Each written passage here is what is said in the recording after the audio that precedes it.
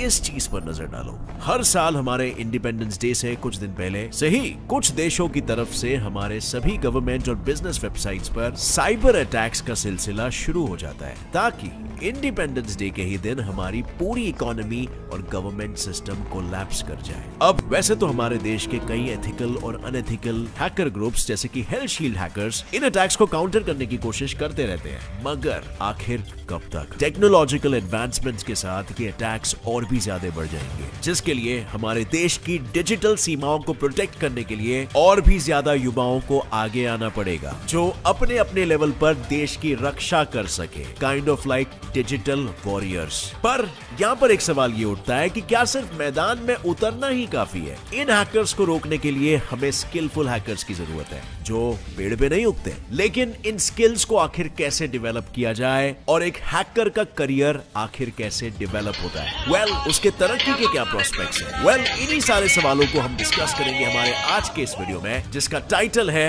How to become a hacker. अब इससे पहले कि हम आगे बढ़े और ये समझने की कोशिश करें कि हैकर कैसे बना जाए, हमें पहले ये समझना होगा कि हैकर असल में किस चिड़िया की नाम है। Who do we call a hacker? देखो, हैकर्स असल में वो बुद्धिजीवी होते हैं जिनका ज्यादातर जीवन कंप्यूटर स्क्रीन के सामने गुजरता है, और उसके बिना ये कुछ वैसे ही होते हैं जैसे जल बिन मछली। एक हैकर का मेन काम होता है किसी भी इंसान या इंस्टीट्यूशन के डेटा को बिना उसके परमिशन के एक्सेस करना और फिर उसे अच्छे या बुरे कामों के लिए इस्तेमाल करना, डिपेंडिंग अपॉन किस साइड को वो रिप्रेजेंट कर रहा है। अब जो एथिकली नियमों के दायरे में रहकर हैकिंग करते हैं, लॉ के दायरे में रह के या कानून की हिफाजत के लिए, उसे व्हाइट हैट हैकर्स कहते हैं। और जो नियमों का उल्लंघन करते हुए बुरे काम के लिए हैकिंग करते हैं, उसे हम ब्लैक हैट हैकर कहते हैं। Well, most of the time in दोनों कैटेगरीज के बीच में एक तीसरी कैटेगरी भी होती है, जिसमें हैकर्स गलत तरीके से अच्छे काम करते हैं, उन्हें हम ग्रे हैट हैकर्स कहते हैं। ये तीनों ही तरह के हैकर्स वैसे तो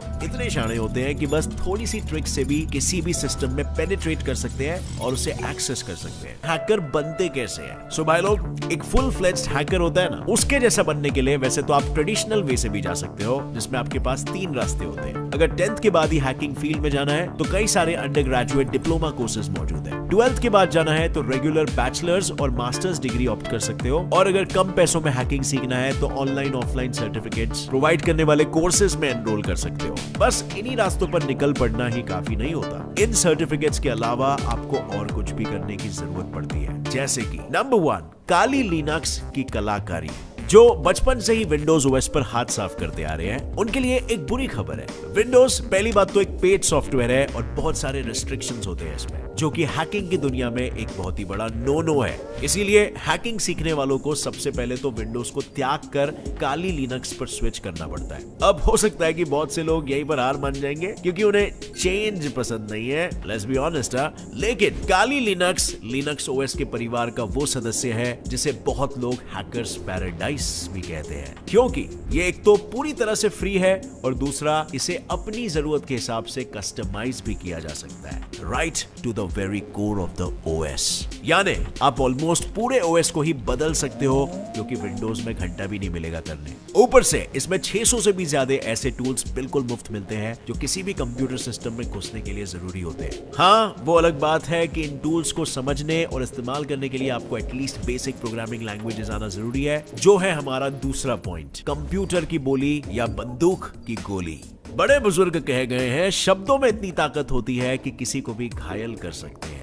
अब ये असल जिंदगी में कितना सही है ये तो पता नहीं, मगर डिजिटल दुनिया में ये एकमात्र ऐसा सत्य है जिसे कंप्यूटर्स के साथ बात करना आ गया ना भाई, वही उसका इस्तेमाल सबसे बेहतर तरीके से कर सकता है। नाउ आई नो कि एक बड़ी भाषा सीखना इतना आसान नहीं होता, लेकिन इस सफर की शुरुआत HTML, जावास्क्रिप्ट, CSS और पाइथन जैसी आसान लेकिन पावरफुल लैंग्वेजेस को सीख के की जाती है। इनमें पर्टिकुलरली पाइथन अकेला ही इतना पावरफुल है कि बड़ी बड़ी टेक कंपनीज इसका इस्तेमाल अपने एप्स, सॉफ्टवेयर्स, वायरसेस और ऑपरेटिंग सिस्टम्स को बनाने में करते हैं। यानी आप इसी से अंदाजा लगा सकते हो कि जब पाइथन जैसी एक पावरफुल लैंग्वेज और काली लिनक्स जैसा एक ओपन सोर्स कस्टमाइजेबल ओएस साथ में आ जाता है ना, तो कैसे ये एक ब्रह्मास्त्र की तरह काम करता है। लेकिन ऐसे अस्त्रों का क्या ही फायदा अगर आपको समझ ही नहीं आए कि निशाना किस पर साधना है, राइट? और इसी के चलते हम बढ़ते हैं अगले पॉइंट की ओर, जो है रिश्तों की जानकारी। आज हम ऐसी दुनिया में जी रहे हैं जहां ऑलमोस्ट हर डिजिटल डिवाइस किसी अन्य डिवाइस से जुड़ा हुआ है। हैकर्स को बस इसे ही समझना होता है। हर डिवाइस, हर चिप, हर सॉफ्टवेयर और हर हार्डवेयर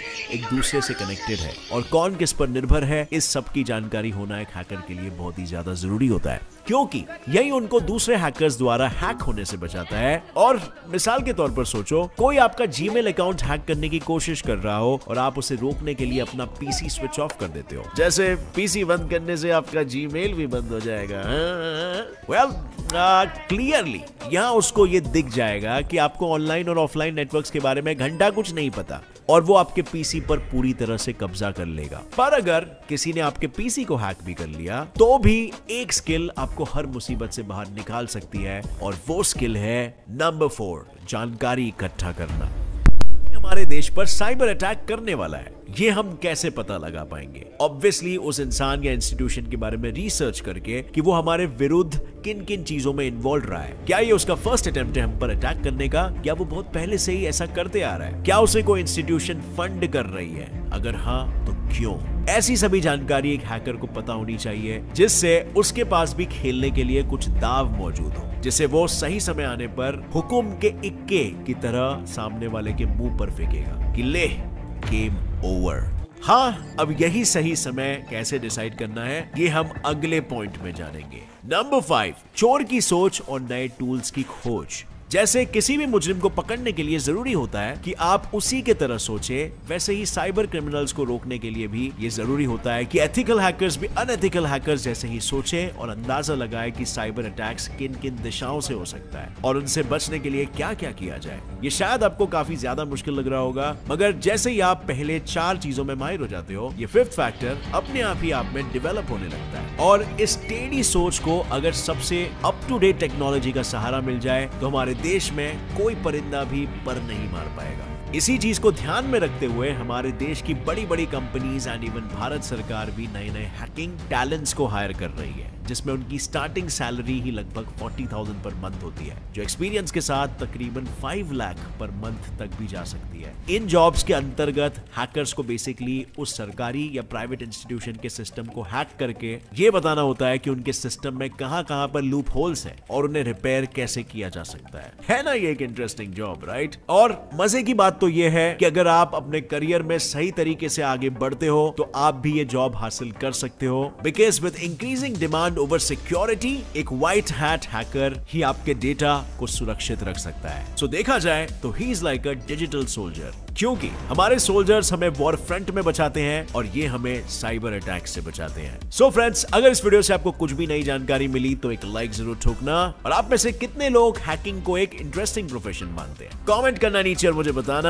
अगर नए हो इस चैनल पर तो अभी सब्सक्राइब कर लो और बेल नोटिफिकेशन ऑन कर लो, ताकि आगे आने वाली हमारी कोई भी वीडियो की अपडेट आप मिस ना कर सको। With that said, as always, stay curious, keep learning and keep growing. जय हिंद।